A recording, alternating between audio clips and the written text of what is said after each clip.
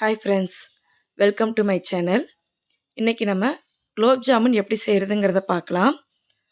அதுக்கு நான் குலோப் ஜாமுன் மிக்ஸ் எடுத்து வச்சுருக்கேன். 2 கப் சுகர் எடுத்து வச்சுருக்கேன். இப்போ ஒரு பெரிய பாத்திரத்தை அடுப்பில் வச்சுட்டு அதில் ஒரு 4 கப் அளவுக்கு தண்ணி ஊற்றிக்கோங்க.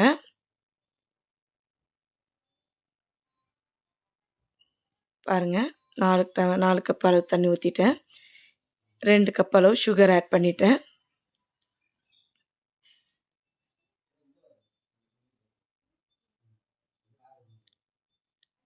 இப்போ இதை நல்லா கிண்டி விடலாம்.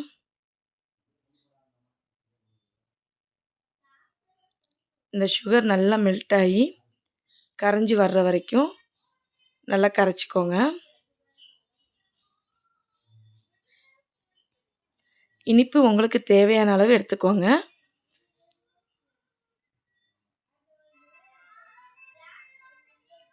பாருங்கள், சுகர் நல்லா கரைஞ்சி வந்துருச்சு.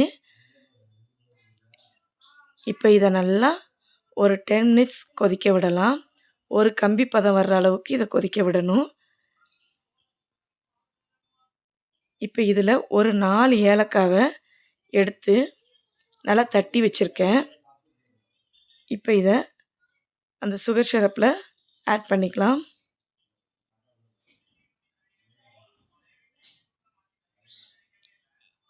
இதை மறுபடியும் ஒரு தடவை கிண்டி விட்டு 10 மினிட்ஸ் கொதிக்க விட்டுறலாம்.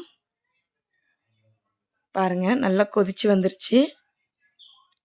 இப்போ இந்த ஸ்டேஜில் ஒரு கம்பி பதம் வந்துருச்சு. உங்களுக்கு அது பார்க்க தெரியலைன்னா அந்த பாத்திரத்தோட மேல் விளிம்பில் அந்த சுகரோட இதெல்லாம் வெள்ளை வெள்ளையாக இருக்கும். அந்த ஸ்டேஜ் வந்துருச்சுன்னா சுகர் சிரப்பு ரெடி ஆயிடுச்சுன்னு அர்த்தம். இப்போ இதை ஸ்டவ்வை ஆஃப் பண்ணி ஓரமாக எடுத்து வச்சிடலாம். இப்போ மாவு எப்படி பிசைறதுன்னு பார்க்கலாம்.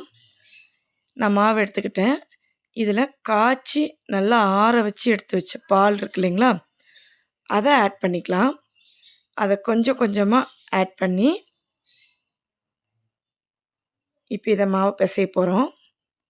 பாருங்கள், மாவு பிசையும் போது ஒரு 4 ஃபிங்கரை வச்சு அப்படியே மேலேயாக பிசையணும். சப்பாத்தி மாவு மாதிரி ரொம்ப அழுத்து பிசையக்கூடாது, அப்போ சாஃப்டாக வராது. இப்போது இதை அப்படியே 4 ஃபிங்கரை வச்சு உள்ளங்கையில் படாமல் கொஞ்சம் கொஞ்சமாக பால் ஊற்றி பிசைஞ்சு எடுத்து வச்சுக்கோங்க. பாருங்கள், மாவு பிசைஞ்சு எடுத்து வச்சிட்டேன். இப்போ உருண்டை பிடிக்கலாம். இப்போ அந்த உருண்டையை பொரித்து எடுக்கிறதுக்கு ஒரு கடாயில் எண்ணெய் ஊற்றிக்கலாம். எண்ணெய் காயட்டும், நம்ம உருண்டை பிடிச்சிக்கலாம். இப்போ இந்த உருண்டை வெடிப்பு வராமல் உருண்டை பிடிக்கிறதுக்கு நம்ம கொஞ்சம் அந்த பால் இருக்கு இல்லைங்களா, அதை ஒரு கிண்ணத்தில் ஊற்றி லைட்டாக தொட்டு தொட்டு அந்த உருண்டையை பிடிச்சிங்கன்னா உங்களுக்கு ஒரு சின்ன வெடிப்பு கூட வராமல் நல்ல உருண்டை சாஃப்டாக வந்துடும். ரொம்ப அழுத்தி பிசைய வேண்டாம், சாஃப்டாக பிசைஞ்சாலே போதும். பாருங்கள், நல்லா உருண்டை பிடிச்சி எடுத்து வச்சிட்டேன்.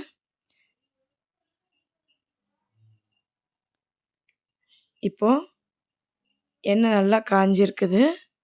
இதில் நம்ம இந்த உருண்டையெல்லாம் சேர்த்துடலாம். பாருங்கள், ஒவ்வொரு உருண்டையாக எடுத்து உள்ளே போட்டுக்கலாம். இதை உடனே கிண்டி விடக்கூடாது. ஒரு 5 மினிட்ஸ் நல்லா வேக விட்டு எடுத்துக்கணும். பாருங்கள், நல்லா வெந்து வந்துடுச்சு. உடனே எடுத்துடாதீங்க, சிம்மில் வச்சு கொஞ்சம் வேக விட்டு எடுத்துக்கோங்க. இப்போ இதை நம்ம சர்க்கரை பாகில் போட்டுக்கலாம்.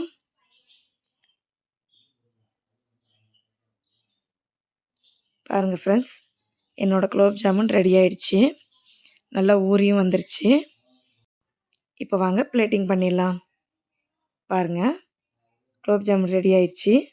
நீங்களும் வீட்டில் செஞ்சு பாருங்கள். தேங்க்யூ.